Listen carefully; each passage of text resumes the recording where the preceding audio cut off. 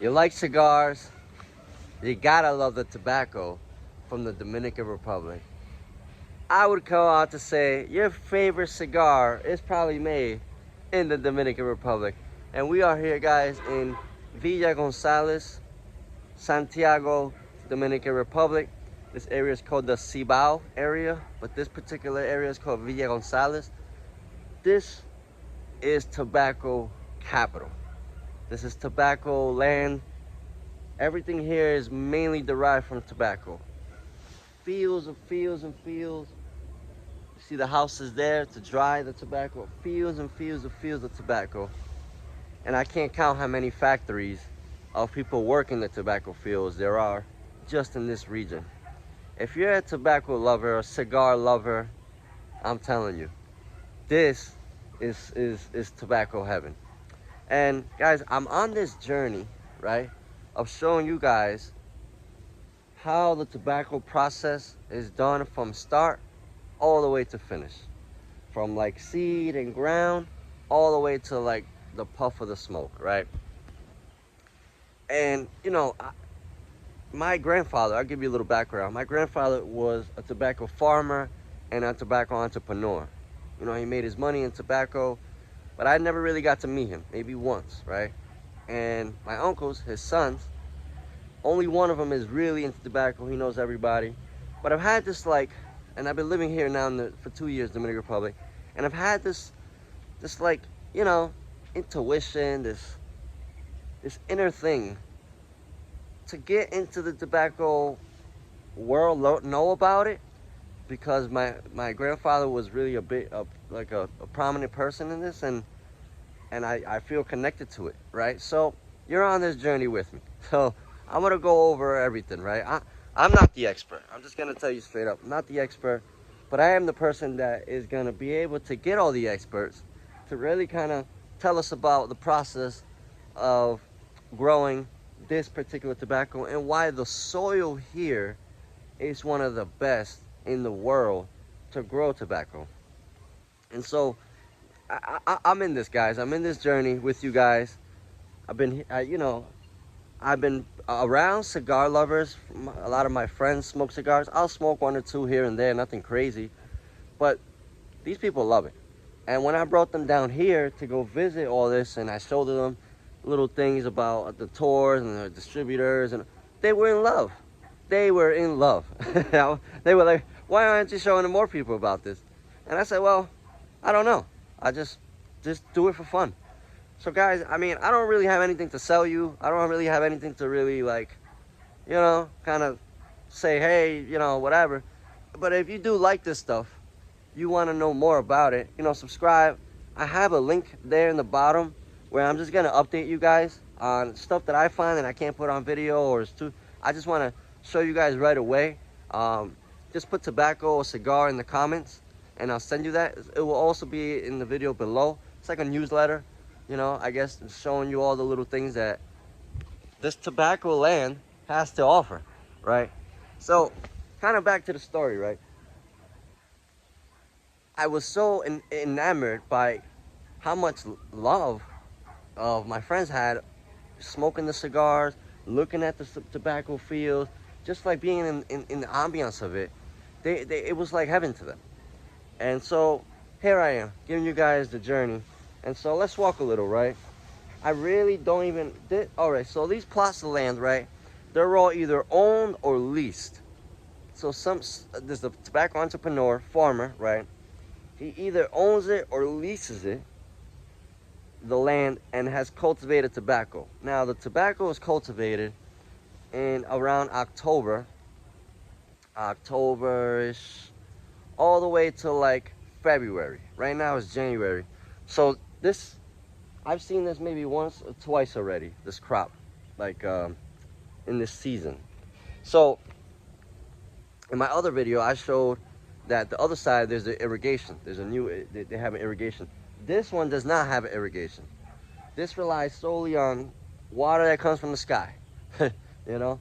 And so what's interesting is that, okay, so I was telling you that they either lease it or owned it, right?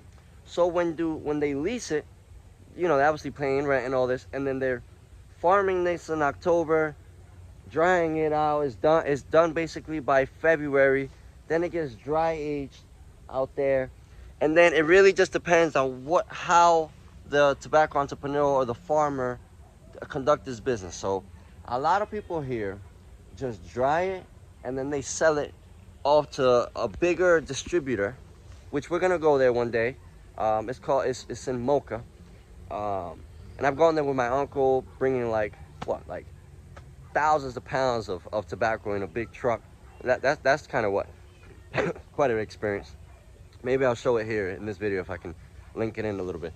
But anyway, so they'll take this tobacco and they'll dry it in those things over there. Maybe we can go there one of these days.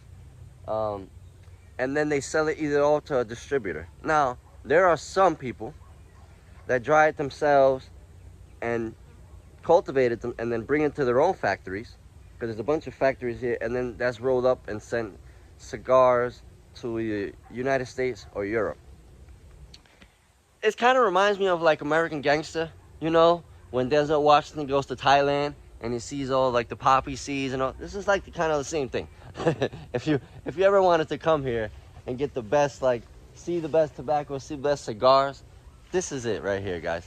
I have my information below. If you're like dying to see this stuff and see it like the way, like straight up close, then definitely the way, right?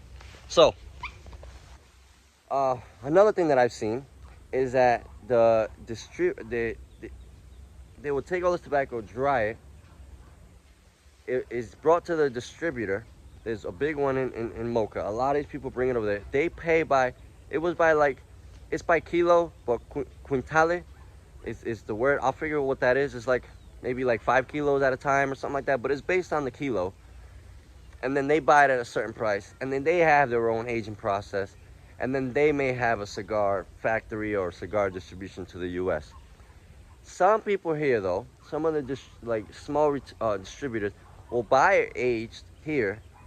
They'll buy some here, some in a different couple regions, and then blend it, and then make their own cigars. I have a friend that one of the distributors here, he does that, and I'll show you his process. So I just talked to him today on doing a video on how he does it, and his more on the distribution side. This is the more farming side. So kind of interesting stuff, kind of cool stuff. My little journey showing you guys all the different aspects of this tobacco. It's called Villa González tobacco. I'm not even sure why there was a split here, but that's kind of cool, right? Because you have this one and then you have this one as well. So this is just like one little plot, guys. There's like hundreds of these plots everywhere. I actually have property up in the mountains there. So when you guys come, if you guys want to come, you can smoke up there and see all the plots of tobacco, which is quite amazing. And then, you know, just to kind of finish off the story here, once it's aged and dried and all this, and then each tobacco entrepreneur receives or buys their tobacco, they do their own thing with their cigars and have their own brand and do their own marketing covers and all these kind of things. That's kind of the process. All right, so little by little, I'm gonna dive deep into the process, like kind of talk to the owners. A lot of them are Spanish, they don't speak English, and you know, they're like, it was passed down from them to generation to generation. So if you love like cigars, you love the history, you love like what soil is needed, how much air is needed for how much dryness, how much rain. If you're like into that stuff, and then you're into like smoking cigars, which I guess most of you guys are, I gotta show you all the stuff in the DR. There are like bigger top brands like Arturo Fuente, like David Dolph, like there's bigger brands here, and I'm interested in knowing where do they get their tobacco from, or is it just brand recognition that raises the price or gives it that more value, you know, kind of impact. And I'm going on to say that it's about brand and value. This is the DNA though. Like this is where it's cultivated, made. This soil, if you want, look it up, Villa González. This soil from what I heard, settlers from Cuba came here to learn the practices of how they do tobacco here and brought it back to Cuba, like this particular region.